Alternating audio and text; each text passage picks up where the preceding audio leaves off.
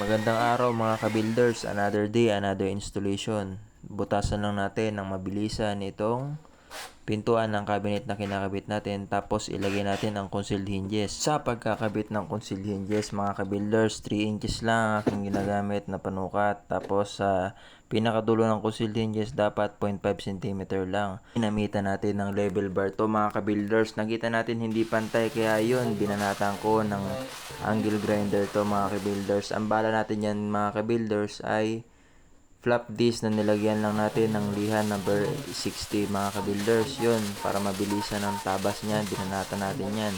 By the way, nagtatakip nga pala ako ng ilong dyan kasi napakasama sa katawan na malanghap mga maalikabok.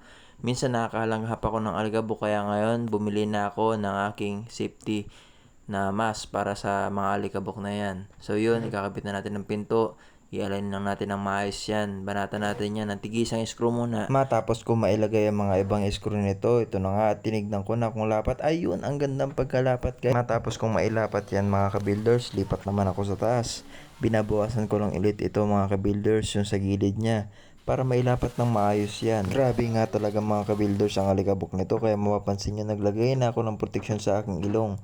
At habang ito mga ka-builders, sinusukatan ko na ang mga ibabaw nito. Makatapos ko may kabit lahat ng mga pintuan, sinusukatan ko para mabawasan ko na ang lahat ng yan, para may align natin yun. Gamitan lang natin yan ng hand planer mga ka-builders, para may kabit natin at mailapat natin na maayos yung mga pinto na yan. Kasi dapat mga ka-builders, pantay-pantay lahat yan para maganda naman tignan ng ating yari. Titingnan nyo mga ka-builders, napakaganda ng pagkagawa dito sa mga pintuan na ito. Ang ginamit dyan ay Kindray Mahogany Wood. Oo mga ka-builders, Kindray ang ginamit dyan, kaya kahit gaano katagal pa yan, hindi na magkakaroon ng awang yan. Salamat!